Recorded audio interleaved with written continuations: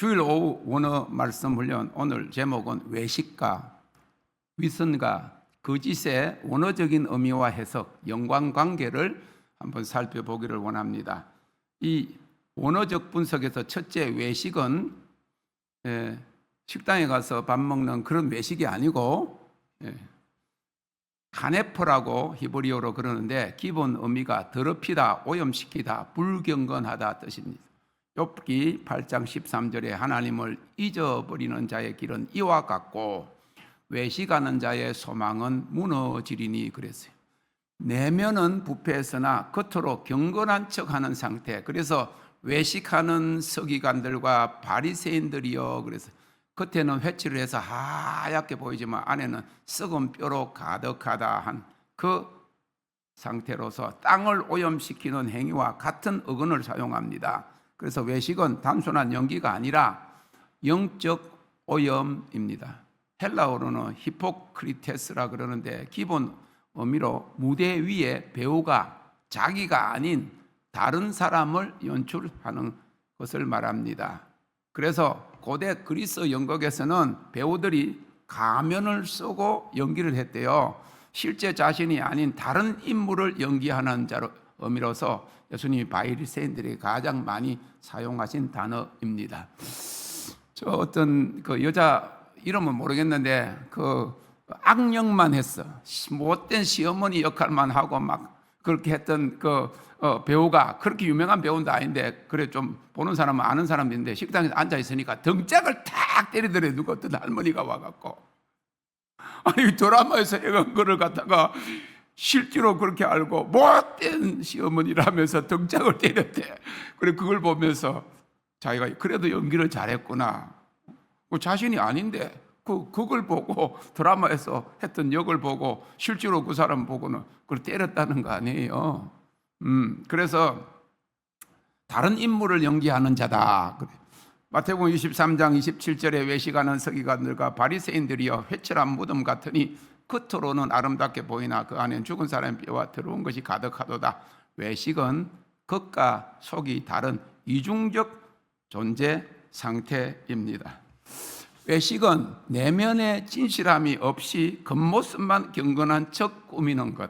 그래서 11조를 드리면서 11조의 정신인 정의와 긍휼과 믿음은 저버리는 것을 말하고, 기도는 하나님과 교통하는 건데 보여주기 위해서, 사람들에게 자랑하기 위해서 길 모퉁이에 서서 긴 기도하면서 자신의 어려움을 나타낸다든지 다른 사람들에게 보여주기 위해서 구제하고 자선하는 그런 모습들, 그것이 타인에게 보여주기 위해서 하는 그런 맹목적인 종교 활동인데 말과 행동이 다른 것을 이 외식이라고 그래요. 위선은 히브리어로 마르마라 그러는데 속임, 기만, 강교함이라는 뜻입니다. 그래서 시편 55편 23절에 속임수와 강포의 사람들은 그들의 날에 절반도 살지 못할 것이나, 선한 것처럼 의도적으로 꾸미는 행위를 위선이라 그럽니다. 히브리어로 아웬이라 그러는데 헛됨, 악함, 재앙, 겉으로 선을 행하는 척하나 내면의 동기가 악한 상태를 말합니다. 헬라어로는 아노크리시스라 그러는데 위선의 반대어 그 가면 없는 진실한, 그러니까 가면을 썼다, 그리고 진실하지 못하다, 참됨이 없다, 그런 뜻이지요. 로마서 12장 9절에 사랑에는 거짓이 없나니 그랬는데 이 아노크리시스라고 했습니다. 그래서 위선은 사랑의 가면을 쓴 거짓이다. 헬라어로는 프로소포렘포시아라 그랬는데 얼굴을 취한다, 겉모습만 보고 판단하는 것. 야고보서 2장 1절에는 편애와 차별과 연결하는 것입니다. 그래서 위선은 타인의 시선을 의식한 연기이다. 위선은 선한 동기인 척하는 의도적인 기만으로 외식보다 더 능동적이고 계획적입니다. 그래서 외식하고 위선하고 거의 비슷한 거예요. 그렇지만은 외식보다 더 악한 그런 마음의 내면적 동기가 숨어져 있는 것이 이 위선인데 능동적이고 계획적인 것입니다. 그래서 겉으로는 선하거나 도덕적인 척하지만은 실제로는 그렇지 않은 거짓된 행동이나 태도를 위선적이다 그렇게 이야기하는 거예요. 위선의 대표적인 예를 들어보면 말과 행동이 불일치한 것입니다. 환경 보호의 중요성을 이야기를 하는 거죠. 환경이라는 거는 그냥 플라스틱 같은 거, 일회용 이런 거 사용하지 말자 그래 놓고 강연을 하러 돌아다니면서 자기는 단거리 이동에도 자가용을 타고 일회용품을 과도하게 사용을 하고 있다면 이것이 위선이라는 거죠. 다른 사람들에게는 종교 규정과 원칙을 엄격하게 적용하면서 자신이나 가족의 잘못에 대해서는 특혜를 요구하고 변명으로 일관하는 행위. 자기가 국회의원이었을 때는 대통령이라도 법대로 해야 된다 그래 놓고 자기가 대통령이 되고 난 다음에는 다른 잣대로 자신의 죄를 이제 없애려고 하는 그런 것들, 이런 것들이 대표적인 위선이다 그 말입니다. 보여주기식의 선행입니다. 자신의 명예나 이익을 위해서 카메라 앞에서만 자원봉사나 기부를 하고 뒤에서는 약자를 멸시하거나 착취하는 행동, 이런 것들이 위선이라고 하는 거죠. 이 좌파들이 자본주의 미국을 욕을 하면서 자기 자녀들은 미국 유학을 보내는 것이 전형적인 위선입니다. 김정일이가 지는 무슨 노래 좋아한다고 나만 노래 좋아하고 마음껏 들으면서 학생들이 나만 드라마 봤다 그런 걸 영상을 봤다고 총살을 시키는 것이 이게 위선이라고 하는 거지. 미국에서 그런데 동성애를 막 그렇게 반대한다고 하며 설교하고 그 운동에 앞장선 사람이 동성애를 했어요. 자기가 하고 있으면서 그런 걸 하는 거. 이게 전형적인 그런 위선이라고 하는 거예요. 거짓은 허위라는 사실입니다. 히브리어 세케르라고 하는데 가장 일반적인 거짓말이라고 하는 단어입니다. 이 거짓은 허위다, 속임이다, 실망시키는 것이다. 그래서 십계명의 제9계명에 내 이웃에 대하여 거짓 증거하지 말라. 꾸며내어서 하는 참된 것은 하나도 없는 것을 이야기합니다.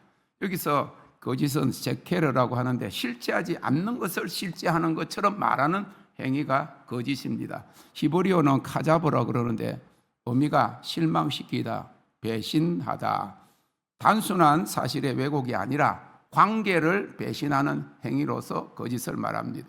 히브리어로 또 샤버가 있는데 이 샤버는 헛됨, 공허함, 무가치함이라는 뜻입니다. 제3계명의 망령되이가 이 단어인데 거짓은 존재를 공허하게 만드는 것이다. 그래서 하나님의 이름을 망령되이 일컫지 말라 그래서 헬라어로는 푸슈도스라고 그러는데 거짓이다, 위조다. 요한복음 8장 44절에 그는 거짓말장이요 거짓의 아비라. 지금 요새 선거하고 있잖아요. 그런데 자기 딸 학교 들어가는데 전부 다 서류를 위조해가지고 감옥에 갔다 온 사람이 자기가 지금 당선되려고 선한 척 행하는 거, 그게 다 거짓이라는 거예요. 위조라고 말이죠. 거짓의 기원은 사탄인데 거짓은 단순한 언어적인 실수가 아니라 사탄적 본질과 연결됩니다. 거짓말을 계속하는 사람은 그 거짓말의 거짓의 아비가 사탄이기 때문에 사탄의 종이라고 하는 거예요. 헬라어로는 플라네라고 그러는데 방황, 미혹, 오류 그런 뜻입니다. 그래서 거짓은 사람을 진리에서 이탈하게 만드는 것입니다. 그래서 거짓 선지자를 삼가라 그렇게 이야기한 거예요. 결국 거짓은 진리와 실제를 왜곡하는 사탄적인 행위입니다. 참이 아닌 것을 말하고 사실과 다르게 꾸며낸 말을 하는 것이 이 거짓인데 이 거짓말을 하는 사람들은요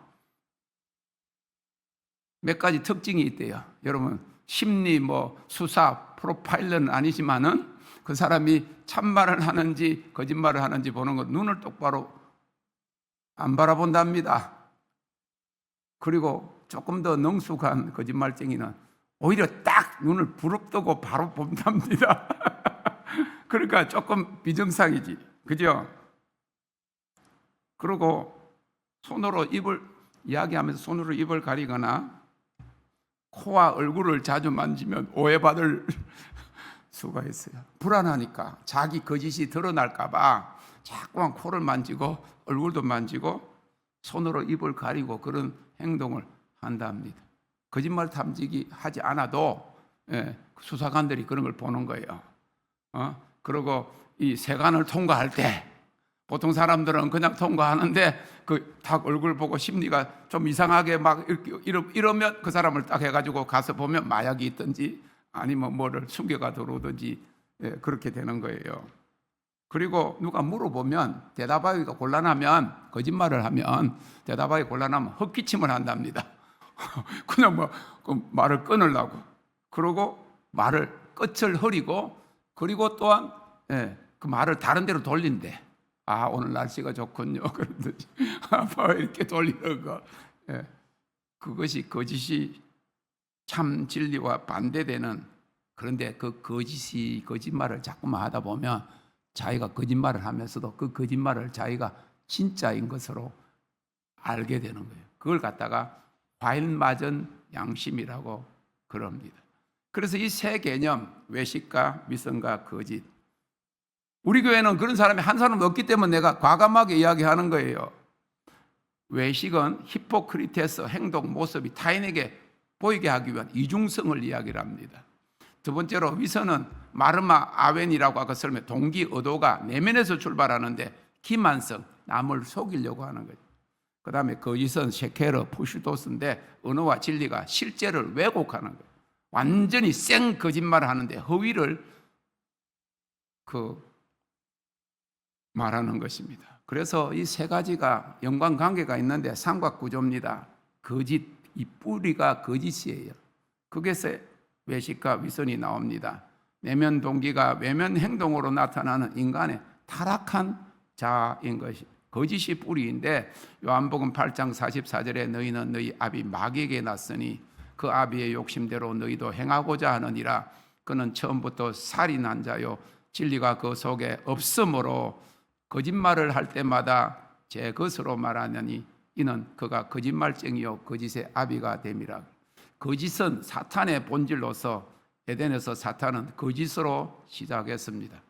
너희가 결코 죽지 아니하리라. 거짓이 인간 안에 들어오자 결국 위선과 외식이 따라서 들어온 것입니다. 그래서 위선은 내면의 거짓이다 이렇게 이야기합니다.